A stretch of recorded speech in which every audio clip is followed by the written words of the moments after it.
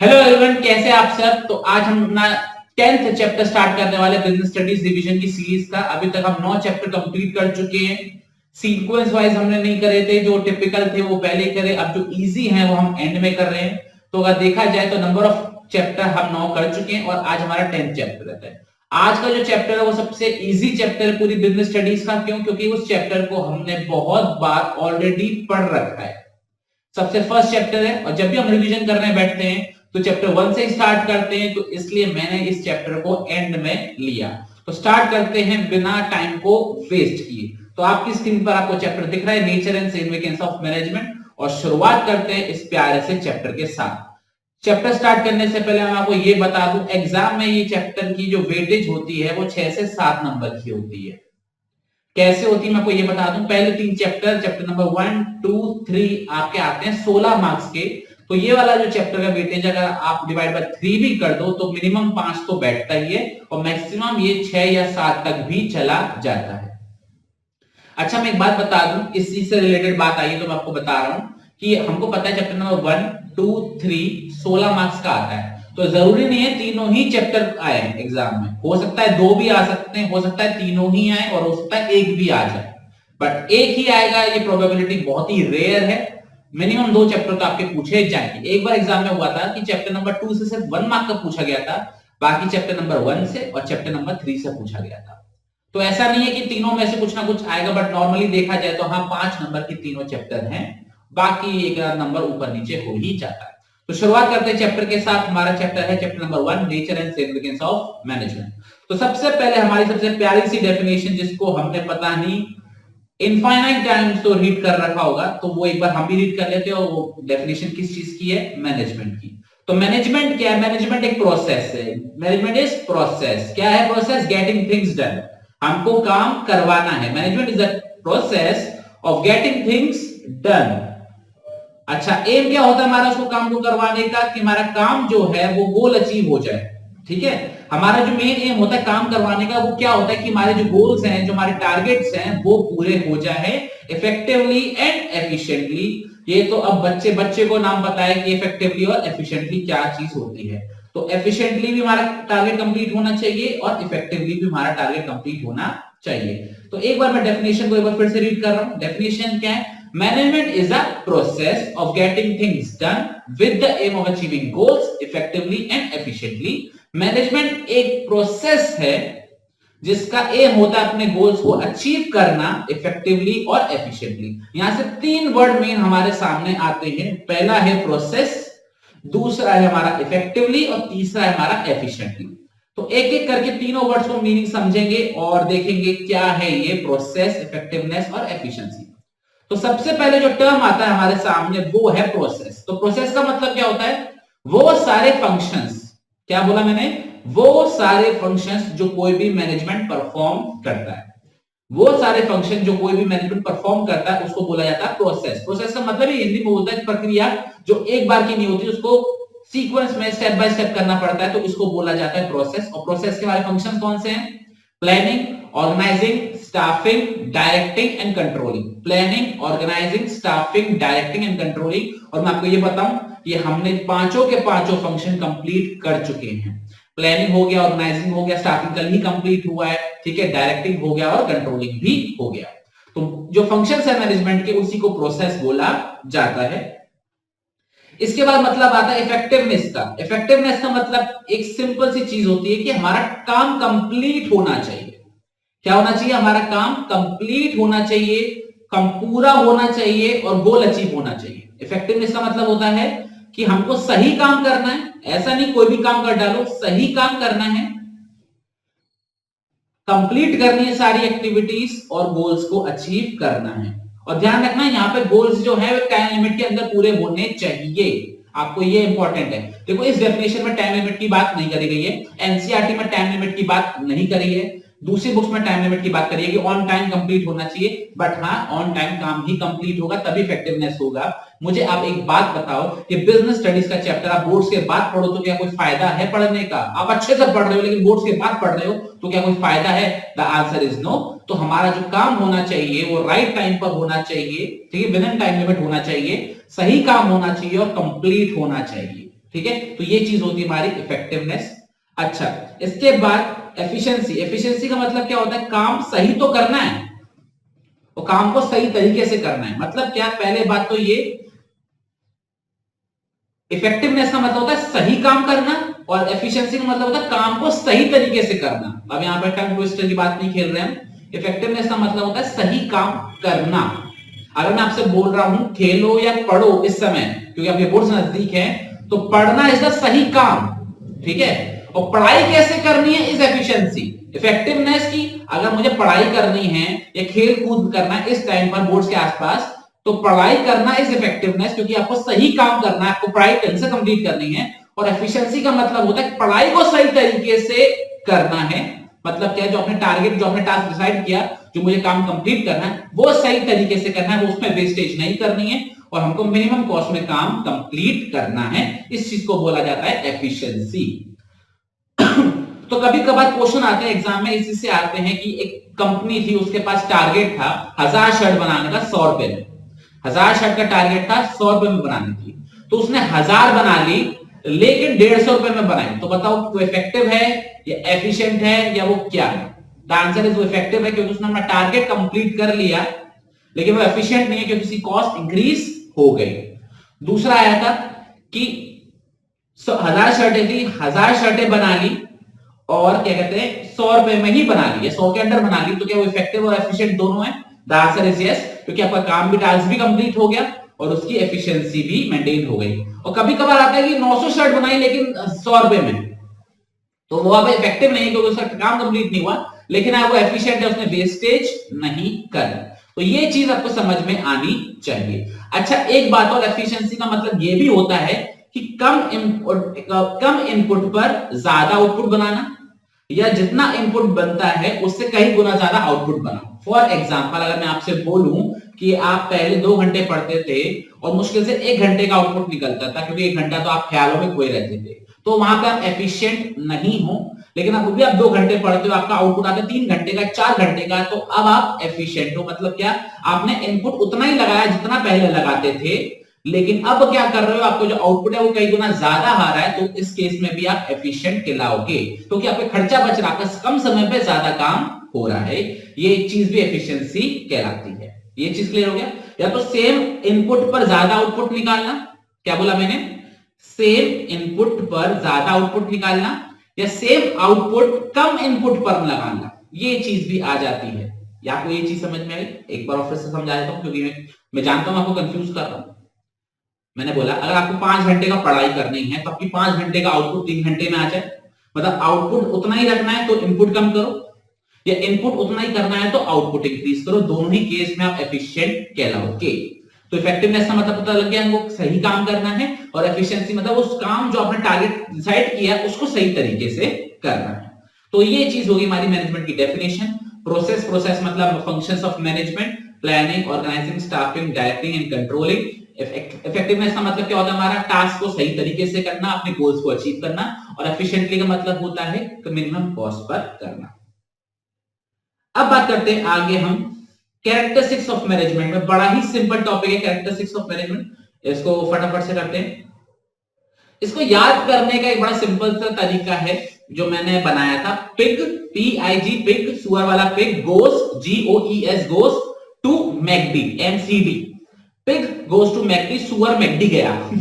Pig goes to McD, जिसमें PIG keyword है, goes का G कीवर्ड है और मैकडी का MCD कीवर्ड है। Pig goes to McD.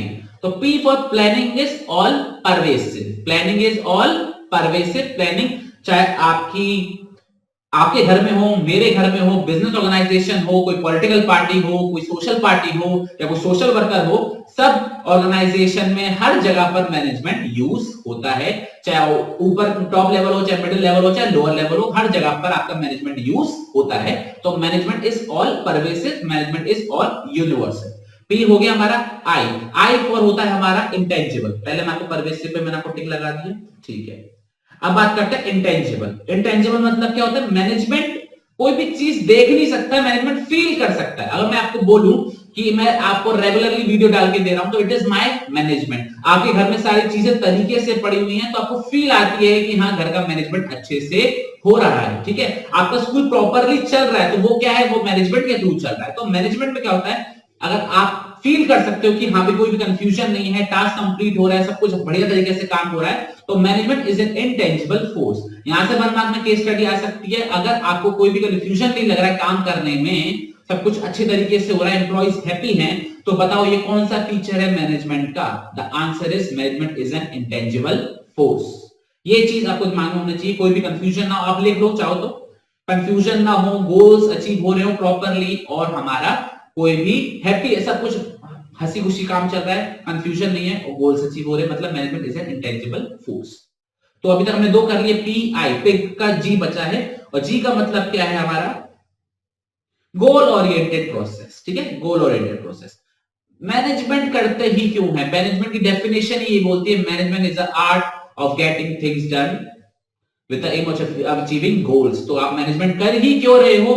Goals को अचीव करने के लिए कर रहे हो। तो मैनेजमेंट क्या करता है, सारे जो भी लोग काम कर रहे होते हैं उनके एफर्ट्स को एक करता है और अपने गोल्स को अचीव करने के लिए काम करता है। तो ये चीज हो गया हमारा management is goal oriented process. तो पिग हमारा PIG पूरा हो गया। अब आता है गोल्स का जी। तो गोल्स का जी क्या है? Management is a group activity. आपके स्क्रीन पर सबसे लास्ट पे है, management is a group activity. मुझे एक बात बताओ, मैनेजमेंट कौन करता है? एक जना करता है? ऑर्गेनाइजेशन में काम एक जना करता है? बहुत सारे जने करते हैं?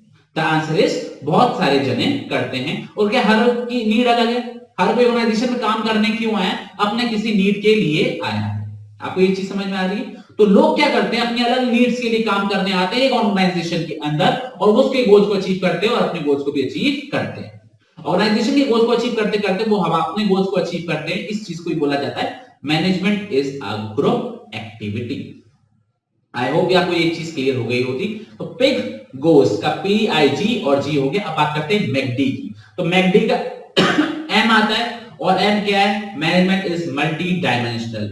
ये सबसे मजेदार पॉइंट है। ये सिंगल पॉइंट आपके एग्जाम में 3 नंबर का आ सकता है।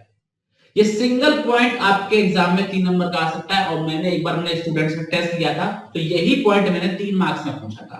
और देखो मैंने क्वेश्चन कैसे पूछा था, management is a complex activity comment. देखो ये लाइन लिखी हुई है ना, management is a complex activity comment. मैंने सिर्फ ये 3 वर्ड लिखे और लिख दिया कमेंट, और मैंने 3 मार्क्स में क्वेश्चन दे दिया था। तो आउट ऑफ 10 से 2 बच्चे इस क्वेश्चन को कर पाए थे और 8 बच्चे नहीं कर पाए थे। 8 बच्चों को लगा ये जनरल क्वेश्चन है, तो वो जनरल क्वेश्चन की तरह उसका आंसर देने लग गए थे। तो ये एक बार क्वेश्चन आ भी चुका है, नहीं आता तो आ सकता है, क्योंकि ट्रिकनेस कहां से भी लेकर आते हैं। तो क्वेश्चन की कोई भी अंदर से लाइन पिक करेंगे और आपसे बोला जाएगा इसको एक्सप्लेन करिए। तो management is a complex activity. इसको एक्सप्लेन कैसे किया जाएगा? मैनेजमेंट के अंदर 3 चीजों का मैनेजमेंट करते हैं मेनली। पहला होता है मैनेजमेंट काम का, दूसरा होता है मैनेजमेंट लोगों का, और तीसरा होता है मैनेजमेंट हमारी प्रोसेस का, सॉरी ऑपरेशंस का। तो मैनेजमेंट कितनों का होता है? 3 चीजों का होता है, काम का, लोगों का और ऑपरेशंस का। काम का मैनेजमेंट कैसे होता है कि आपको अपने एम्प्लॉइज को, अपने टीम मेंबर्स को यह बताना है क्या काम करना है, कैसे काम करना है, और कौन कौन से रिसोर्सेज लगेंगे उस काम को कंप्लीट करने के लिए। क्या बोला मैंने? क्या काम करना है, उसको कैसे करना है, और क्या क्या रिसोर्सेज लगेंगे उसको करने के लिए, वो बताना कहलाता है मैनेजमेंट ऑफ वर्क। या कुछ चीज समझ में आई? दूसरा होता है मैनेजमेंट ऑफ पीपल।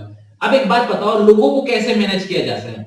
कैसे किया जा सकता है? मुझे बताओ, अगर मैं टीचर हूं क्लासरूम का, तो मैं स्टूडेंट को कैसे मैनेज करता हूं? अगर मैं क्लास के अंदर आता हूं तो मेरे लिए आप सब एक पूरी क्लास, मतलब आप ग्रुप ऑफ पीपल हो, ठीक है। लेकिन अगर आप मुझसे कोई पर्सनली मिलने आते हो, कुछ पर्सनली कुछ चीज पूछने आते हो, तो वो चीज क्या कहलाती है? हमारी मैनेजमेंट ऑफ, सॉरी, वो इंडिविजुअली डील करो। तो हम लोगों को 2 तरीके से डील करते हैं, एक पूरे ग्रुप की तरह डील करते हैं और एक सिंगल पर्सन की तरह डील करते हैं जब आप मुझसे 1 to 1 बात कर रहे होंगे। वैसी ऑर्गेनाइजेशन के अंदर भी यही चीज होती है कि मैनेजमेंट लोगों को 2 तरीके से डील करता है, as a group of people, as a team और एज अ डिपार्टमेंट, और एक इंडिविजुअली डील करता है। तो एक बार पढ़ेंगे तो हम एम्प्लॉइज को कैसे डील करते हैं, एज इंडिविजुअल डील करते हैं, जिनकी अपनी अलग अलग नीड्स है और अपना अलग अलग बिहेवियर है। अगर मैं बात करूं, मैं अगर किसी स्टूडेंट से बात करता हूं तो हर स्टूडेंट मुझसे अलग तरीके से बात करता है, क्योंकि उसकी जरूरतें अलग है। किसी को अकाउंट्स में दिक्कत है, किसी को बिजनेस स्टडीज में दिक्कत है, किसी को इकोनॉमिक्स में दिक्कत है, किसी को मैथ्स में दिक्कत है, तो वो उसी तरीके से अपनी जरूरत के हिसाब से मुझसे बात करता है। दूसरा आता है मैनेजमेंट, आप कैसे डील करते हो, as a group of people आप डील करते हो।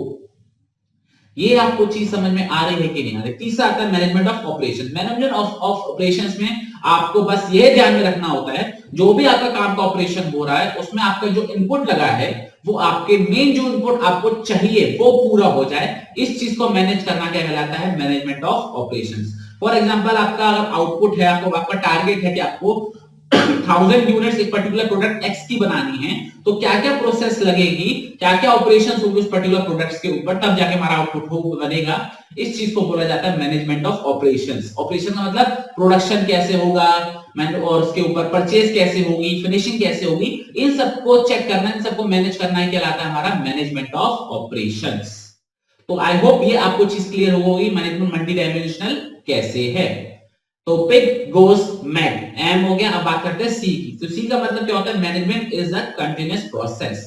अच्छा, कंटीन्यूअस प्रोसेस का मतलब क्या होता है कि मैनेजमेंट में बहुत सारे अलग अलग बट कंटीन्यूअस फंक्शन करे जाते हैं। कंटीन्यूअस प्रोसेस है ना, जैसे मैं आपको अभी पढ़ा रहा हूं, फिर मैं आपको आगे भी पढ़ाऊंगा, फिर आपको प्लानिंग सिखाऊंगा, फिर हम प्लानिंग करेंगे बोर्ड में कैसे लाना है, फिर रिवीजन होगा, तो बहुत सारी प्रोसेस चलती है। वैसे मैनेजमेंट के अंदर भी, बिजनेस ऑर्गेनाइजेशन के अंदर भी मैनेजमेंट लगातार किया जाता है। पहले प्लानिंग होती है, फिर ऑर्गेनाइजिंग होती है, फिर स्टाफिंग होती है, फिर डायरेक्टिंग होती है, फिर कंट्रोलिंग होती है। कंट्रोलिंग के बाद फिर प्लानिंग चालू हो जाती है। ये प्रोसेस कंटिन्यूअसली चलती रहती है। मैनेजर जो भी है सारे काम लगातार करता रहता है। तो मैनेजमेंट क्या है, अलग अलग कंपोजिट फंक्शन जो अलग अलग है बट कंटिन्यूअसली चलते हैं साथ में, उसको बोला जाता है management is a continuous process. तो ये चीज भी हमारी क्लियर हो गई। इसके बाद हमारा लास्ट पॉइंट आता है डी फॉर डायनेमिक। ठीक है, D for dynamic, pig goes to magdi, एफसी हो गया। और हम अब आते हैं किसके ऊपर, डी के ऊपर आते हैं। और D is management is a dynamic function. Dynamic का फंक्शन का मतलब क्या होता है, ये हर पल सिचुएशन के हिसाब से, एनवायरनमेंट के हिसाब से अपने आप को ढाल लेता है, एडजस्ट कर लेता है, जस्ट बिकॉज क्योंकि उसको उस हिसाब से काम करना है, अदरवाइज वो सर्वाइव नहीं कर पाएगा। ठीक है, तो इसलिए मैनेजमेंट क्या है, एक डायनेमिक फंक्शन है। तो हमको याद हो गया, pig goes to magdi, P for all pervasive, I for intangible force, G for goal oriented, G for group activity, आपका पिग गोस हो गया। मैगडी का M for multi dimensional, C for continuous और D for dynamic function. I hope आपको ये management की process पूरे अच्छे से समझ में आ गई होगी। अब बात करते हैं किसके बारे में, ऑब्जेक्टिव ऑफ मैनेजमेंट के बारे में बात करते हैं। 3 ऑब्जेक्टिव्स होते हैं मैनेजमेंट के। पहला होता है ऑर्गेनाइजेशनल ऑब्जेक्टिव, दूसरा होता है सोशल ऑब्जेक्टिव और तीसरा होता है हमारा personal objective. Organisational objective, personal objective और सोशल ऑब्जेक्टिव, और तीनों को एक एक करके डिस्कस करते हैं। सबसे पहले ऑर्गेनाइजेशन की बात करते हैं। तो ऑर्गेनाइजेशन के भी अपने कुछ ऑब्जेक्टिव्स होते हैं। क्या क्या ऑब्जेक्टिव्स होते हैं एज ऑर्गेनाइजेशन हम बात करें तो सबसे पहले हमको मार्केट के अंदर क्या करना है, सरवाइव करना है। मतलब हमको कम से कम इतना पैसा तो कमाना है कि हमारे जो खर्चे हैं वो निकल जाए। तो that was the main objective या प्राइमरी ऑब्जेक्टिव होता है किसी भी ऑर्गेनाइजेशन का, कि बस हमको कम से कम इतना तो पैसा कमा लें कि हमारे खर्चे निकल जाएं। बट मोटिवेशन कैसे आएगा, मोटिवेशन आएगा प्रॉफिट कमाने से। तो अगर आपको बिजनेस को ग्रो कराना है, आपको रिस्क जो आप ले रहे हो उसको कवर करना है, तो you have to make profit. सिर्फ सर्वाइवल करना ही काफी नहीं रह जाएगा। तो सेकंड चीज आ जाती है हमारी तो सेकंड चीज आ जाती है हमारी प्रॉफिट। तो ऑर्गेनाइजेशन ऑब्जेक्टिव के अंदर 3 सब ऑब्जेक्टिव्स होते हैं हमारे। पहला होता है सर्वाइवल, कि कम से कम इतना पैसा तो कमाया जाए कि हम सर्वाइव कर पाए। दूसरा होता है प्रॉफिट। प्रॉफिट का मतलब क्या होता है, जो भी हम काम कर रहे हैं, जो भी रिस्क कर रहे हैं, उनको तो थोड़ा तो एक्स्ट्रा मिलना चाहिए। और तीसरा होता है ग्रोथ। ग्रोथ का मतलब क्या होता है कि आपको अपने बिजनेस के अंदर ही नहीं रहना, आपको आगे भी बढ़ना है। नंबर ऑफ ब्रांचेस बढ़ानी है, नंबर ऑफ एम्प्लॉयज बढ़ाने हैं, सेल्स की क्वांटिटी इंक्रीज करनी है। तो ये सारी चीजें क्या कहलाती है, ग्रोथ। कभी एग्जाम में क्वेश्चन आ सकता है कि एक ऑर्गेनाइजेशन है, वो अपनी सेल्स इंक्रीज कर रहा है, अपनी ब्रांचेस ओपन कर रहा है, तो बताओ ये कौन सा ऑब्जेक्टिव है। तो ये ऑर्गेनाइजेशनल ऑब्जेक्टिव का ग्रोथ वाला ऑब्जेक्टिव है। तो ऐसे एग्जाम में क्वेश्चन आ सकता है। एग्जाम में क्वेश्चन भी ये भी आ सकता है कि उसकी सिर्फ इतनी इच्छा है कि बस वो कम से कम खर्चे पूरे कर ले अपने, तो वो वहां पर सर्वाइवल की बात कर रहा है। वो रिस्क का भी कुछ कवर कर ले, तो वहां पर वो प्रॉफिट की बात कर रहा है। तो ध्यान रखना, ये कीवर्ड्स हैं जो आपको ऑब्जेक्टिव ढूंढने में मदद करेंगे। आपको उतना पैसा कमाना है कि आपके खर्चे पूरे हो जाए, तो यहाँ पर सर्वाइवल की बात हो रही है। यहाँ पर आपको कॉस्ट और रिस्क की बात हो रही है, तो यहाँ पर प्रॉफिट की बात हो रही है। और यहाँ पर अगर बोला जाए कि आपकी सेल्स इंक्रीज हो रही है, एम्प्लॉयज इंक्रीज हो रही है, ब्रांच इंक्रीज हो रहे हैं, नए नए प्रोडक्ट्स आप ग्रो कर रहे हो, तो यहाँ पर आपको ग्रोथ की बात हो रही है। तो ये ऐसे आपकी स्टडीज को पिक कर सकते हो बड़े आराम से।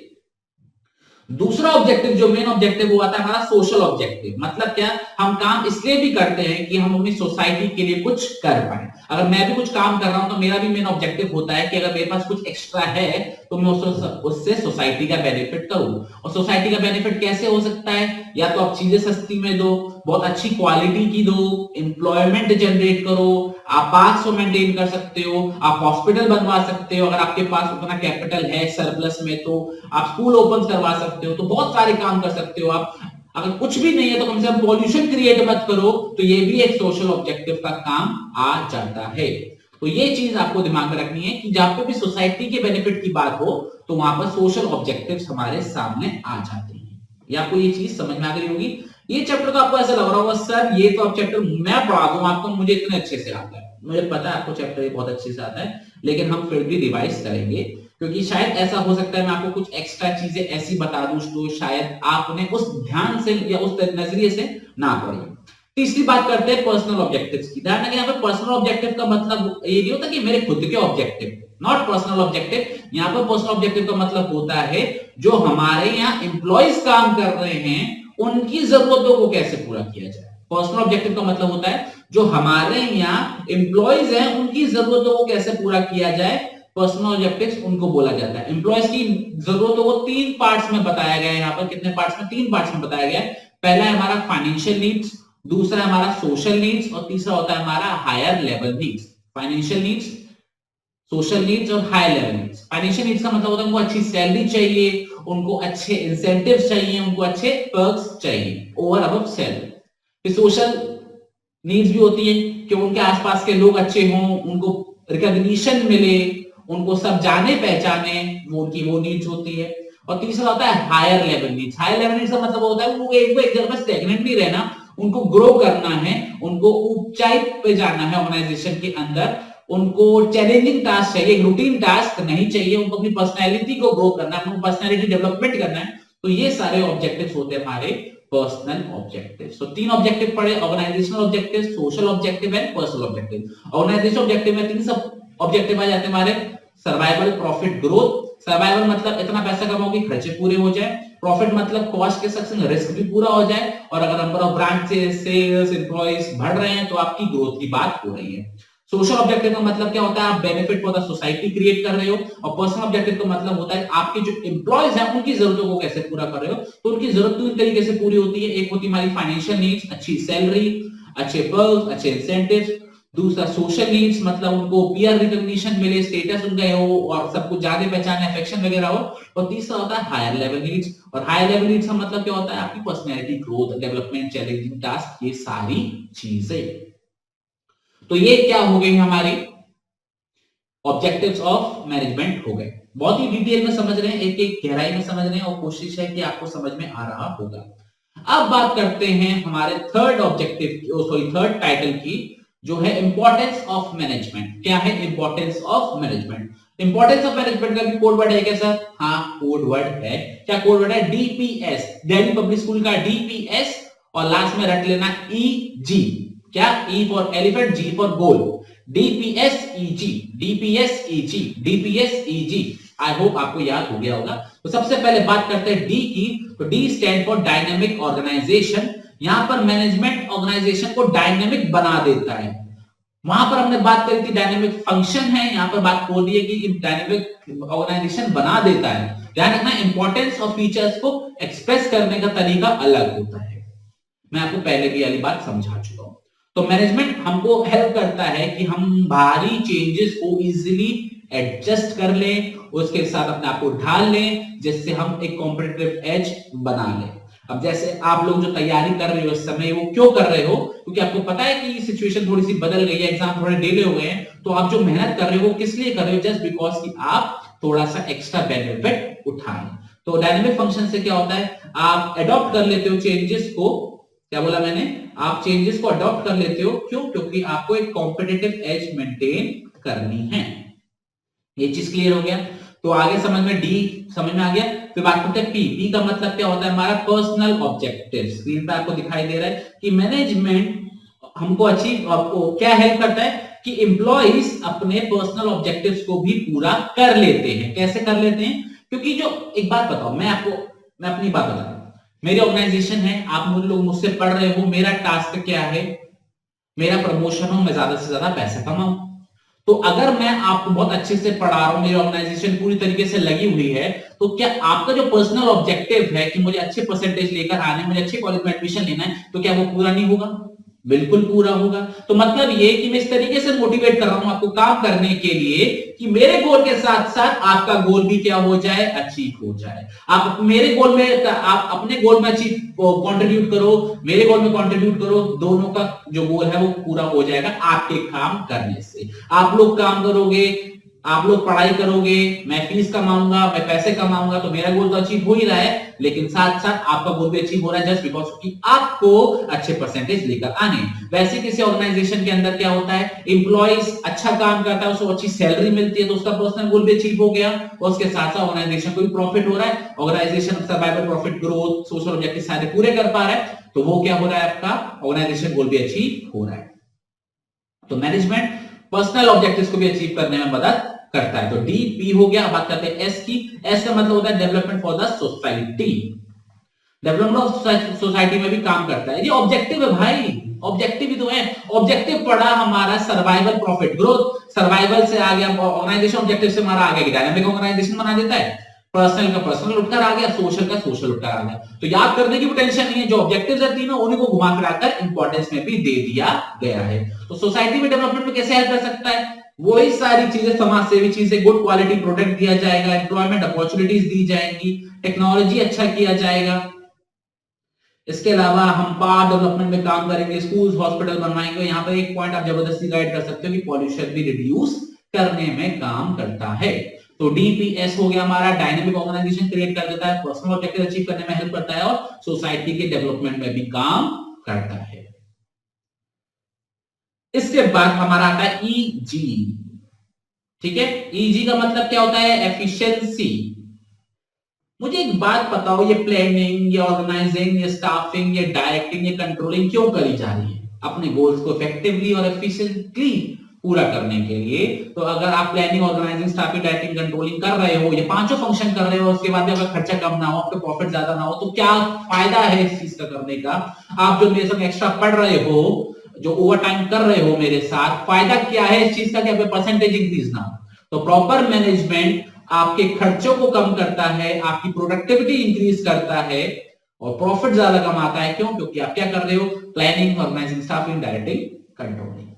तो आई होप ये आपको चीज क्लियर हो गई कि मैनेजमेंट एफिशिएंसी कैसे इंक्रीज करता है, खर्चे कम करके और प्रोडक्टिविटी इंक्रीज करके। कैसे? Through planning, organising, staffing, directing and controlling. अच्छा, मैं आपको एक बात बता दूं, जब सीबीएसई को मजे लेने होते हैं ना, तो वो डायरेक्टली हेडिंग दे देगा और बोलेगा एक्सप्लेन करो, और हम क्या करके चले जाते हैं? हेडिंग्स याद करते चले जाएंगे और अंदर का तो पेल देंगे। तो उसने हेडिंग ही दे दी तो आपका आंसर ही पूरा पिला पिलाया होगा। तो इसलिए अगर आप कीवर्ड्स याद कर सको तो आपके लिए बहुत ज्यादा बेनिफिट होगा, आप बिल्कुल किसी भी रिस्क पे नहीं रहोगे। और लास्ट है मैनेजमेंट हमको ग्रुप गोल अचीव करने में काम करता है। देखो ये, अगर कोई भी किसी भी चैप्टर में कोई हेडिंग ना आए ना समझ में, गोल्स अचीव करने में काम आता है। तो वही चीज उन्होंने यहाँ पर लिखी हुई है कि मैनेजर का काम ही क्या है? मैनेजमेंट हमको गोल्स अचीव करने में काम आता है, ग्रुप गोल्स अचीव करने में काम आता है। What do you mean by group goals? मेरे भी गोल अचीव हो रहे हैं और पूरे ऑर्गेनाइजेशन के गोल्स भी अचीव हो रहे हैं। क्यों? क्योंकि सब मेहनत कर रहे हैं। सबके मेहनत को जोड़ो, एक डायरेक्शन बनेगा, एक प्रोडक्ट बनेगा, ऑर्गेनाइजेशन का गोल अचीव, मेरा गोल भी अचीव। तो आई होप ये सारी चीजें आपको समझ में आ रही होंगी कि ग्रुप गोल अचीव करने में भी काम आता है। तो ये हो गया हमारा डीपीएसईजी। D for dynamic organization, P for personal objective, S for development of the society, E for efficiency और G for group goals। तो अगर मैं आपको दिखाऊं तो अभी तक हमने ये सारे टॉपिक्स कंप्लीट कर लिए हैं। हमने मैनेजमेंट की डेफिनेशन देख ली, हमने कैरेक्टरिस्टिक्स देख लिए, और ये सारी चीजें देख ली, हमारा डायनामिक फंक्शन और ऑब्जेक्टिव्स देख लिए, और इंपॉर्टेंस ऑफ मैनेजमेंट देख लिया। अब मैं आपको जो पढ़ाने वाला हूं, अच्छा एक बात और, इस चैप्टर से मैंने एक टॉपिक को स्किप किया हुआ है, प्लानिंग की डेफिनेशन, ऑर्गेनाइजिंग की डेफिनेशन, स्टाफिंग की डेफिनेशन और डायरेक्टिंग की और कंट्रोलिंग की। क्यों कर रही है? क्योंकि ये चैप्टर हम ऑलरेडी कर चुके हैं, तो इनकी डेफिनेशन को फिर से समझाना इज वेस्टेज ऑफ टाइम। तो मैंने वो वाली चीज अभी फिर से नहीं समझाई है इस चैप्टर के अंदर। ऑल्दो बुक में डेफिनेशन दे रखी है कि प्रोसेस है वो, अच्छा वो क्यों दे रखी है? क्योंकि पहला चैप्टर पढ़ते ही किसी को पता नहीं चलता प्लानिंग क्या होती है, ऑर्गेनाइजिंग क्या होती है, स्टाफिंग डायरेक्टिंग कंट्रोल। मैंने कितनी बार ये बात बोल रहा हूँ, planning organising staffing directing controlling, एक बार और बोल दी। ये पेज आपको क्लियर हो गया नहीं हो गया? अगर हो गया क्लियर तो आप कमेंट कर देना, नहीं हो तो कोई बात नहीं है, आपके पास मेरा फोन नंबर है, नहीं है तो आप कमेंट करो, पर्सनल मैसेज करो, इंस्टाग्राम पे मैसेज करो, कहीं भी मैसेज करो, आपकी सारी क्वेरीज का हल होगा। और आपको ये नोट चाहिए जिससे मैं पढ़ा रहा हूं तो डिस्क्रिप्शन बॉक्स के अंदर एक टेलीग्राम ग्रुप का लिंक है, उसको ज्वाइन करो, उसके अंदर आपको पीडीएफ फाइल्स और इन्हीं वीडियो के लिंक्स मिल जाएंगे। हमारे पास एक कमेंट आया, जरा हम देखते हैं क्या कोई किसी को दिक्कत आई है। एकदम क्लियर है स्टूडेंट को, ऑल द वेरी बेस्ट आपको फ्यूचर के लिए। अब हम बात करने वाले हैं अगले टॉपिक पर। अगला टॉपिक सबसे ज्यादा सिंपल टॉपिक है जो हम पढ़ने वाले हैं, वो है लेवल्स ऑफ मैनेजमेंट। तो coming back to the topic, अब हम पढ़ने वाले हैं लेवल्स ऑफ मैनेजमेंट। और लेवल्स ऑफ मैनेजमेंट में क्या पढ़ने वाले हैं? टॉप लेवल क्या होता है, मिडिल लेवल क्या होता है, लोअर लेवल क्या होता है। अच्छा एक बात और मैं बता दूं, अगर एग्जाम में ये वाला क्वेश्चन आता है ना, तो आप छोटा सा पिरामिड बना देना, सुनने में देखने में अच्छा लगता है और तो उसके मार्क्स नहीं होंगे। तो सबसे पहले बात करते हैं टॉप मैनेजमेंट क्या होता है। तो टॉप मैनेजमेंट होता है किसी भी ऑर्गेनाइजेशन का सीनियर मोस्ट लेवल, जिसके अंदर आपको सीईओ मतलब chief executive officer, chief operating officer, chief financial officer, आपका प्रेसिडेंट, वाइस प्रेसिडेंट, ये सारे लोग मिल जाएंगे। ध्यान रखना, जनरल मैनेजर, एक बार फिर से रिपीट कर रहा हूं, जनरल मैनेजर जो होता है वो टॉप लेवल का पार्ट होता है। बुक में कहीं ना कहीं मैनेजर वर्ड यूज होता है तो कंफ्यूजन हो जाता है। तो general manager is a part of top management. तो टॉप मैनेजमेंट का मतलब पता लग गया। अब बात करते हैं इनके फंक्शंस के बारे में, और बहुत ही सिंपल फंक्शंस हैं, फटाफट से इनको कंप्लीट करेंगे और आज का हमारा आधा चैप्टर आज ही कंप्लीट हो जाएगा। तो सबसे पहला फंक्शन है वो welfare and survival of the organisation के लिए रिस्पॉन्सिबल होता है। मुझे एक बात बताओ, अपने आपको ना किसी घर का बड़ा मान लेना, अगर आपको ये पॉइंट याद ना हो ना, तो अपने आप को किसी घर का मालिक या बड़ा मान लेना, तो आप किस चीज के रिस्पॉन्सिबल हो? अपने घर के वेलफेयर के लिए और उसके सर्वाइवल के लिए। तो वैसे ही जो सीईओ टॉप पोजीशन होती हैं वो किसके लिए वो होते हैं, क्या कहते हैं, रिस्पॉन्सिबल होते हैं, वो वेलफेयर और सर्वाइवल के लिए रिस्पॉन्सिबल होते हैं। दूसरा, वो गोल्स एंड स्ट्रेटेजीज बनाते हैं। ठीक है, वैसे घर वाले भी गोल्स एंड स्ट्रेटेजीज बनाते हैं, घर को कैसे चलाना है, वैसे ही हमारे जो टॉप लेवल मैनेजमेंट के जो लोग होते हैं वो गोल्स एंड स्ट्रेटेजीज बनाते हैं कि कैसे ऑर्गेनाइजेशन को चलाना है। तीसरा, कि वो सारे एक्टिविटीज के लिए रिस्पॉन्सिबल होते हैं और जो सोसाइटी पे उसका जो इंपैक्ट पड़ रहा है उसके लिए भी रिस्पॉन्सिबल होते हैं। फॉर एग्जांपल मान के चलो कल को सोसाइटी पे कुछ गलत हो गया, कुछ प्रोडक्ट गलत बन गए, तो जिस लेबर ने बनाया उसको पकड़ा जाएगा या कंपनी के हेड को पकड़ा जाएगा? द आंसर इज कंपनी के हेड को पकड़ा जाएगा कि कब उसकी निगरानी में सारा काम हो रहा है। तो सोसाइटी पे कोई पॉजिटिव इंपैक्ट पड़ता है तो भी उसकी तारीफ होती है, कोई नेगेटिव इंपैक्ट पड़ता है तो उसकी बुराइयां होती हैं। ये आपको चीज समझ में आनी चाहिए। इसके अलावा यहाँ पे बीई वर्ड लिखा हुआ, बीई का मतलब होता है बिजनेस एनवायरनमेंट, मैंने यहाँ पे शॉर्ट फॉर्म में लिख दिया था। बी का मतलब होता है कि टॉप मैनेजमेंट का ही काम है कि वो बिजनेस एनवायरनमेंट को समझे, उसका क्या असर पड़ेगा हमारी ऑर्गेनाइजेशन में, हमारे सर्वाइवल में, इस चीज को समझना और इससे कैसे लड़ना, उसका भी यही काम होता है। इसके अलावा ये बहुत अच्छी बात बोली है कि coordinates activities of different department. मैं टॉप लेवल मैनेजमेंट हूं, इधर जो मेरे नीचे डिपार्टमेंट है आपस में सही तरीके से काम करे, उसकी जिम्मेदारी किसकी है? मेरी जिम्मेदारी है। अगर वो आपस में काम नहीं करेंगे तो मेरा गोल या ऑर्गेनाइजेशन का जो गोल है वो अचीव नहीं हो पाएगा। तो ये थे हमारे प्यारे से फंक्शंस टॉप लेवल मैनेजमेंट के।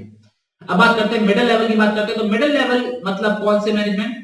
जो सारे मैनेजर है, किसी भी तरीके का manager, production manager, HR manager, आपका सेल्स मैनेजर, कोई भी तरीके का मैनेजर, और हाँ ध्यान रखना plant superintendent, all types of manager and plant superintendent. Plant superintendent का मतलब क्या होता है? जो फैक्ट्री का जो हेड होता है ना, मान लीजिए फैक्ट्री डाली है, उसका जो हेड है उसको बोला जाता है प्लांट सुपरिटेंडेंट। तो ये आते हैं आपके मिडिल लेवल मैनेजमेंट में आते हैं। अब बात करते हैं इनका काम क्या है। तो इनका काम होता है सबसे पहले कि ये लिंक होते हैं किसका? टॉप का और लोअर का। ठीक है, ये लिंक होते हैं, बिचौलिए जिसे कहते हैं। अच्छा, इसके अलावा इनका काम क्या होता है? जो ऊपर वालों ने, टॉप मैनेजमेंट ने जो पॉलिसीज बनाई हैं वो नीचे लोअर लेवल वालों को इंटरप्रेट करके समझाना। इंटरप्रेट का मतलब क्या होता है कि उन्होंने बड़ी अच्छी अपनी ऑर्गेनाइजेशन अपनी लैंग्वेज में लिखा होगा, अपनी वोकैबुलरी में लिखा होगा, तो उनको इजी लैंग्वेज में लोअर लेवल को और उनके नीचे वालों को समझाना। इसके अलावा इनका ये काम भी होता है कि इनके डिपार्टमेंट के अंदर नेसेसरी एम्प्लॉइज हो जिससे वो काम करने में दिक्कत ना हो। अगर मैं टॉप लेवल में और मिडिल लेवल पर हूं तो मैं डिपार्टमेंट का हेड हूं, तो मैं ये चाहूंगा ना मेरे डिपार्टमेंट के अंदर उतने लोग हो जितने मेरे को जरूरत हो, ना कम हो ना ज्यादा हो। कम होंगे तो वो बुलाने पड़ेंगे, ज्यादा होंगे तो उनको एडजस्ट करवाना पड़ेगा। तीसरा मेरा काम है उनको ड्यूटीज देना, उनको रिस्पॉन्सिबिलिटीज देना। क्या बोला मैंने? उनको रिस्पॉन्सिबिलिटीज देना, उनको ड्यूटीज देना कि आपको काम सही तरीके से होना चाहिए। ये भी किसका काम होता है? हमारा मिडिल लेवल का काम होता है। इसके अलावा उनको मोटिवेट करना। भैया मोटिवेट नहीं करोगे तो वो काम कैसे करेंगे? तो उनको मोटिवेट करो जिससे वो काम करें, अपने गोल्स भी अचीव होंगे, ऑर्गेनाइजेशन गोल्स भी अचीव होंगे। इसके अलावा दूसरे डिपार्टमेंट के साथ काम करना, कोऑपरेट करके जिससे ऑर्गेनाइजेशन स्मूथली चले, ये हमारे मिडिल लेवल मैनेजमेंट का काम होता है। टॉप का काम होता है आपस में कोऑर्डिनेट कराना, और मिडिल का काम होता है आपस में तरीके से बैठकर काम करना। तो ये है हमारा मिडिल लेवल मैनेजमेंट। तो अभी तक हमने टॉप लेवल और मिडिल लेवल मैनेजमेंट देख लिया है, और देख लिया है उसमें कौन कौन से लोग आते हैं और उनके क्या क्या फंक्शन है। ध्यान रखना ये एग्जाम में कैसे क्वेश्चन आता है, इन चारों पांचों फंक्शन में से एक फंक्शन बोल देंगे। ठीक है, कि मान के चलो मैं मेरा नाम रमेश है, मैं एक ऑर्गेनाइजेशन में काम करता हूं और मैं एक ऐसी पोस्ट पे काम करता हूं जिसमें मेरा काम ये है कि मैं ये बात का ध्यान रखूं कि मेरे डिपार्टमेंट के अंदर नेसेसरी एम्प्लॉइज हों। तो बताओ मैं कौन से लेवल ऑफ मैनेजमेंट में काम कर रहा हूं, और उसके कोई भी 4 अदर फंक्शंस, क्या बोला मैंने? 4 अदर फंक्शंस बताइए। तो ऐसा क्वेश्चन भी बोर्ड में आ चुका है, तो आपको इसी तरीके से याद होना चाहिए। आपको सारे फंक्शंस पता होने चाहिए इसके अंदर क्या क्या आते हैं, और इसके अलावा आपको ये भी पता होना चाहिए कि कोई एक फंक्शन दे रखा है तो मैं उससे कैसे ढूंढूं कि ये टॉप लेवल पे, ये मिडिल लेवल पर है, या फिर ये लोअर लेवल के अंदर आता है। ठीक है, ये चीज आपको बहुत ज्यादा ध्यान आगे रखना है। मुझे एक कमेंट आया कि हाँ ऐसा क्वेश्चन आ चुका है प्री बोर्ड के अंदर, क्योंकि ये इसी तरीके के क्वेश्चन आते हैं। कैसे टफ बनाएंगे चैप्टर्स को, तो वो इसी तरीके से टफ बनाया जाता है। एक बार मैं फिर से रिपीट कर रहा हूं, आपको कोई अंदर की लाइन दे देगी कि जैसे फॉर एग्जांपल मेरा नाम राहुल है, मैं एक ऑर्गेनाइजेशन में काम करता हूं और मेरा ये काम है कि मैं अदर डिपार्टमेंट से कोऑपरेट करके काम करूं। तो बताओ मैं कौन से लेवल ऑफ मैनेजमेंट में काम कर रहा हूं? वो कोई भी बाकी 4 या 3 या 2 जो भी जितने नंबर क्वेश्चन आता है आपसे पूछेंगे कि आप बाकी फंक्शंस भी बताओ।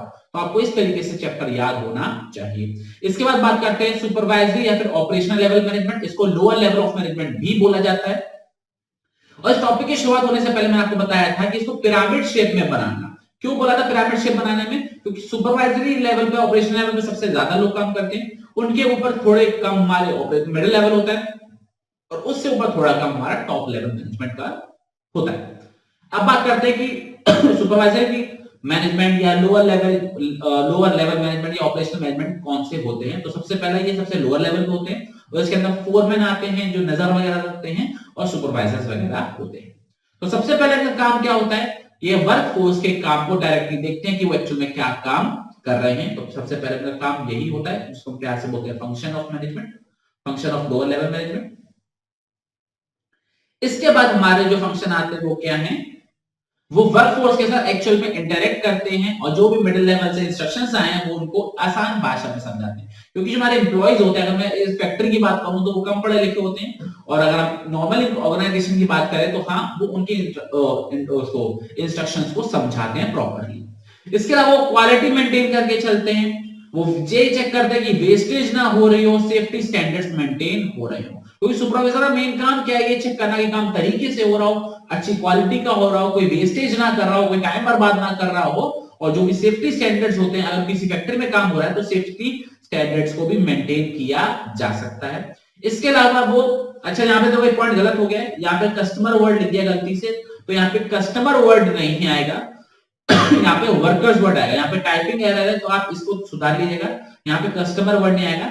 जो सुपरवाइजर लोग होते हैं, वो जो हमारे वर्कर्स होते हैं, उनकी प्रॉब्लम्स को ऊपर वाले मैनेजमेंट में, चाहे मिडिल हो चाहे लोअर हो, उनके सामने रखते हैं, उनकी प्रॉब्लम्स को ऊपर भेजते हैं, जिससे उनकी प्रॉब्लम को सॉल्व किया जा सके, और वो डिसिप्लिन को मेंटेन कर चलते हैं। ठीक है, एक ई पॉइंट चाहो तो आप जोड़ सकते हो इसके अंदर, वो उनको कम्युनिकेट करते हैं, उनको मोटिवेट करते हैं, उनको लीड करते हैं, जिससे वो अच्छा काम कर सके। ठीक है, ये टॉपिक जो है ना हमारा लेवल ऑफ मैनेजमेंट, जिसमें तुम्हारा top level, middle level, lower के 2 नाम और है, ऑपरेशनल और सुपरवाइजरी, ये इतना इजी टॉपिक है, इसके अंदर आप अपने पॉइंट्स मन से भी बनाकर लिख दोगे ना तो भी गलत नहीं होंगे, क्योंकि फंक्शंस बहुत सारे होते हैं, काउंटलेस नंबर ऑफ फंक्शंस होते हैं। तो अगर आपका एक्सप्लेनेशन करेक्ट है तो आपको फुल मार्क्स मिलेंगे, लेकिन प्रेफरेबल यही होता है कि आपके जो बुक में हो, एनसीईआरटी में हो, आप वही लिखें। अगर आपके बुक में कोई और भी दे रखा है तो आप उसको प्रॉपर्ली याद कर लीजिएगा, आपको कोई भी नंबर की जो कमी होगी वो नहीं होगी। तो इसी के साथ आज की क्लास को करते हैं हम खत्म। कल हमारी क्लास फिर से आएगी, लगातार चलती जाएगी जब तक हमारे बिजनेस स्टडीज खत्म नहीं हो जाती। आज हमारा 10th चैप्टर था और वो भी आधा कंप्लीट हो चुका है, आधा कंप्लीट कल हो जाएगा। तो मिलते हैं कल की वीडियो में, तब तक के लिए जय हिंद, जय भारत, टाटा। मिलते हैं आपसे कल।